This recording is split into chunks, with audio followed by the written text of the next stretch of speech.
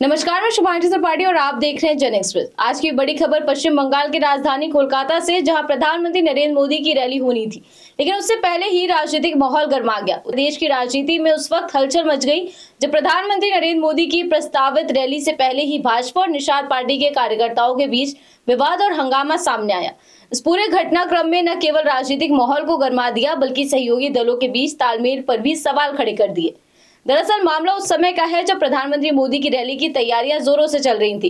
भाजपा और टीएमसी कार्यकर्ताओं के बीच जबरदस्त झड़प हो गई, जिसमें दोनों पक्षों के बीच पत्थरबाजी तक की नौबत आ गई।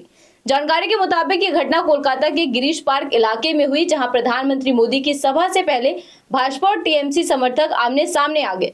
देखते ही देखते विवाद इतना बढ़ गया कि दोनों पक्षों ने एक दूसरे पर पत्थर और ईंट फेंकनी शुरू कर दी। हालात बिगड़ते देख पुलिस ने तुरंत मोर्चा संभाला और इलाके में अतिरिक्त सुरक्षा बल तैनात किए गए। इस झड़प को लेकर पश्चिम बंगाल सरकार की उद्योग, वाणिज्य और उद्यम मंत्री शशि पंजा ने गंभीर आरोप लगाए।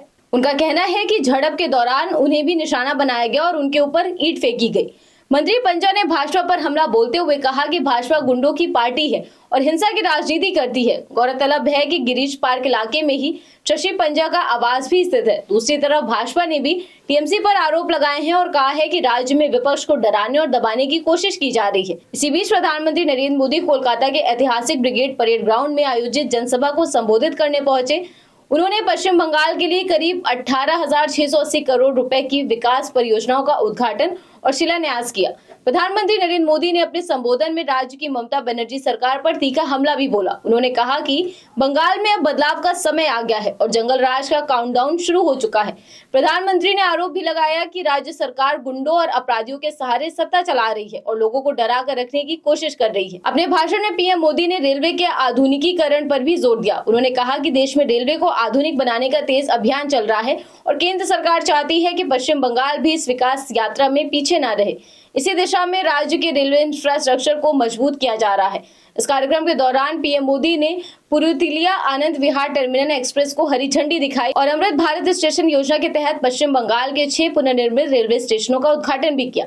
प्रधानमंत्री मोदी ने अपने संबोधन में ये भी आरोप लगाया कि बंगाल में घुसपैठ की समस्या दिन पर दिन बढ़ती जा रही है और राज्य की जनसंख्या संरचना में बदलाव देखने को मिल रहा है। उन्होंने कहा कि बंगाल के लोगों की जमीन पर घुसपैठियों को कब्जा दिलाया जा रहा है और ये राज्य के भविष्य के लिए चिंता का विषय है। प्रधानमंत्री ने केंद्र सरकार की योजनाओं का जिक्र करते हुए कहा कि कई योजनाएं राज्य सरकार की वजह से लोगों तक नहीं पहुंच पा रही हैं। उन्होंने खासतौर पर आयुष्मान भारत योजना का उल्लेख करते हुए कहा कि बंगाल में इसे लागू नहीं किया गया है, जबकि देश के करोड़ों लोग इस योजना के तहत 5 लाख रुपए तक के मुफ्त इलाज का लाभ ले रहे हैं। इसके अलावा उन्होंने पीएम सूर्य घर मुफ्त बिजली योजना का भी जिक्र किया और कहा कि केंद्र सरकार इस योजना के तहत लाभार्थियों को 75 से 80 हजार रुपए तक की सहायता देती है, जिससे घरों का बिजली बिल लगभग शून्य हो सकता है। प्रधानमंत्री मोदी ने किसानों की स्थिति पर भी चिंता जताई। उन्होंने कहा कि बंगाल के किसानों से झूठे वादे किए गए और सरकारी खरीद में घोटाले हुए।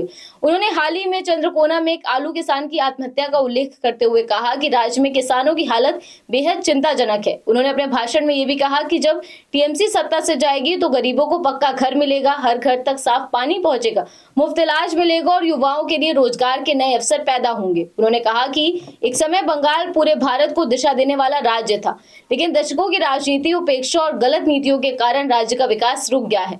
प्रधानमंत्री ने यह भी दावा किया कि भाजपा बंगाल के विकास के लिए प्रतिबद्ध है और सही नीतियों तथा नीयत के साथ राज्य को नई दिशा देगी। अपने भाषण के अंत में कहा कि पूरे बंगाल में अब एक ही चर्चा है, बदलाव चाहिए। उन्होंने जनता से अपील करते हुए कहा कि जब जनता बदलाव का फैसला करती है तो दुनिया की कोई ताकत उसे रोक नहीं सकती।